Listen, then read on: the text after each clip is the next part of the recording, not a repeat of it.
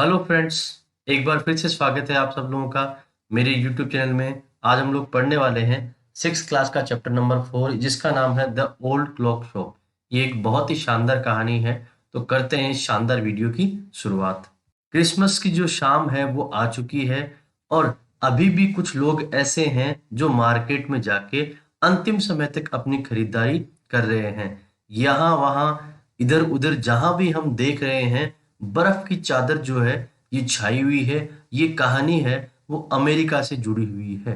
अभी भी कई जगह रोशनी जगमगा रही है और कई दुकानें ऐसे हैं जो अभी भी खुली हुई हैं और बाकी दुकानों के जो लोग हैं वो क्रिसमस का उत्सव मनाने के लिए अपने घर पे जा चुके हैं।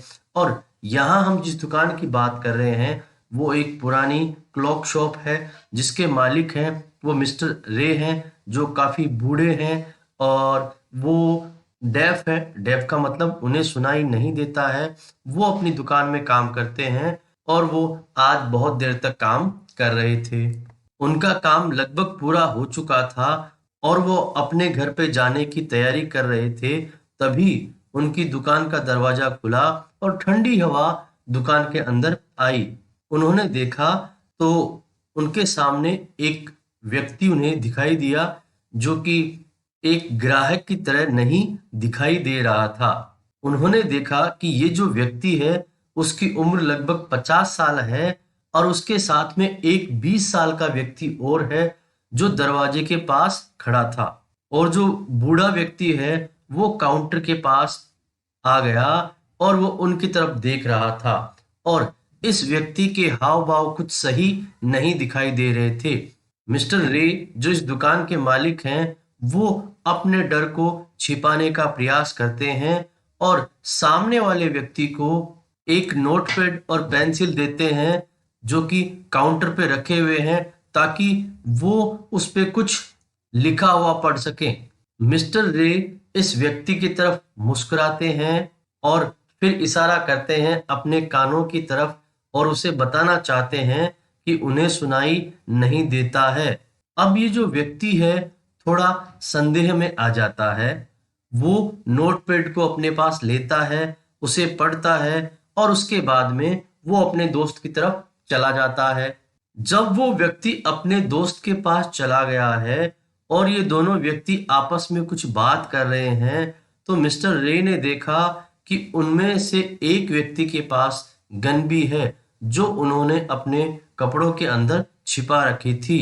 अब मिस्टर रे को क्रोध भी आ रहा था, लेकिन इस समय क्रोध नहीं किया जा सकता था। उन्होंने अपने आप को शांत कर लिया। उन्होंने अपनी नोटपैड पे लिखा, क्या मैं आपकी सहायता कर सकता हूँ। अब वो आदमी जो है वापस मिस्टर रे की तरफ आया और मुस्कुराने लगा और ये जो मुस्कान जो थी वो बड़ी ही विचित्र थी। दोनों समझ रहे थे कि वो यहाँ पे क्यों आया है और मिस्टर रे को ये भी पता था कि इस व्यक्ति का जो दोस्त है वो दरवाजे पे क्यों खड़ा था। ये दोनों व्यक्ति शायद ऐसे हैं जो बहुत ही दुर्भाग्यशाली हैं और अब वो कुछ ऐसा काम करने जा रहे थे जिसके लिए उन्हें बाद में बहुत ज्यादा पछताना पड़ेगा। वहां जो घड़ियां लगी हुई थी उनमें आवाजें आ रही थी। रे जो है उन्होंने शांतिपूर्ण तरीके से नोटपैड पे एक और मैसेज लिखा, क्या यहाँ आप किसी घड़ी को लेने के लिए आए हैं।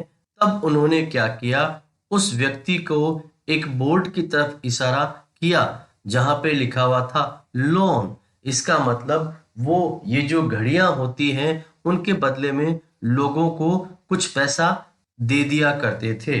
मिस्टर रे इस दुकान के जो मालिक हैं वो कोई पॉन ब्रोकर नहीं है। पॉन ब्रोकर का मतलब होता है एक ऐसा व्यक्ति जो साहूकार हो और उसका काम ही यही हो कि वो लोगों को पैसा देता हो और उनसे उनके बदले में ब्याज ले लिया करता हो। लेकिन मिस्टर रे जो हैं वो बहुत ही अच्छे इंसान हैं।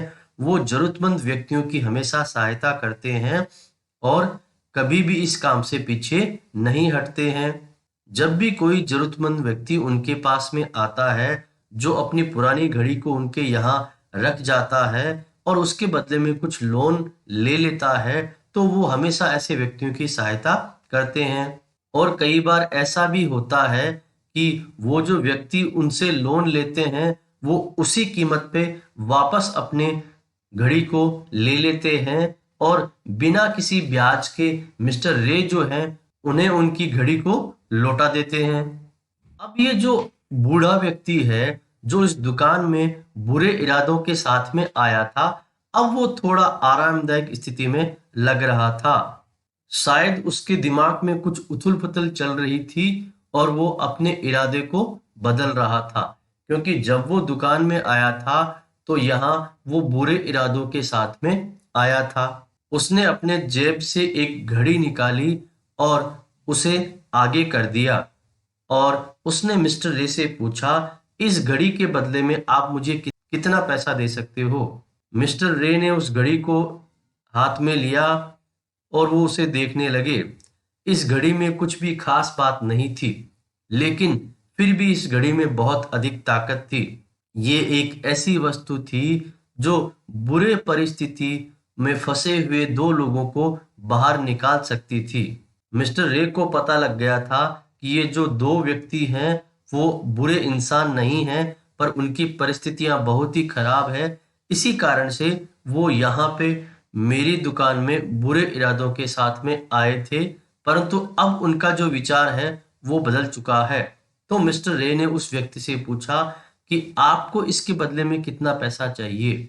उस व्यक्ति ने जवाब दिया, जो भी आपको उचित लगता है कि इसकी कीमत है, उतना पैसा आप मुझे दे दीजिए। मिस्टर रे ने अपने कैश बॉक्स में हाथ डाला और उन्होंने एक $50 का नोट वहां से निकाला और उन्होंने तुरंत उस व्यक्ति को $50 का जो नोट है वो दे दिया। उसके बाद में दोनों ने हाथ मिलाया और जब वो हाथ मिला रहे थे तो मिस्टर रे ने उस व्यक्ति की आंखों में देखा। ऐसा लग रहा था कि वो उसे धन्यवाद दे रहा था। वो दोनों ये जानते थे कि इस घड़ी की कीमत इतनी नहीं है, लेकिन फिर भी मिस्टर रे ने उसे इतना पैसा दे दिया। वहां पे जाने से पहले उस व्यक्ति ने नोटपैड पे ये लिख दिया कि मैं जल्द ही वापस आऊंगा और इस घड़ी को मैं वापस लेके जाऊंगा। आपको क्रिसमस की बहुत अधिक शुभकामनाएं। इस प्रकार से ये छोटी कहानी खत्म हो जाती है। उसमें इस घड़ी ने जो है वो बहुत ही महत्वपूर्ण किरदार निभाया है। समय हमेशा शांति से गुजरता रहता है, लेकिन समय के साथ में हर एक व्यक्ति के जीवन में बहुत बड़ा बदलाव आता रहता है। जिस प्रकार से आपने देखा कि ये जो दो व्यक्ति थे, उनके जीवन में एक बहुत बड़ा तूफान आया था, उन्हें पैसे की आवश्यकता थी और वो गलत इरादों के साथ में मिस्टर रे की दुकान में आए थे। लेकिन मिस्टर रे के अच्छे इरादों ने और अच्छे व्यवहार ने उन व्यक्तियों के व्यवहार को पूरी तरह से बदल दिया।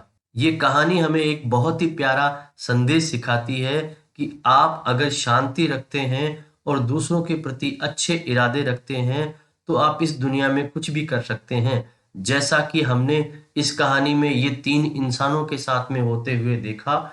दो इंसान बुरे इरादों के साथ में आए थे, लेकिन वो एक अच्छे इरादे वाले इंसान से मिले और उसके बाद में इन तीनों का जो त्योहार है, क्रिसमस का जो प्यारा सा त्योहार है, जो खराब हो सकता था वो बहुत ही अच्छा बीत गया।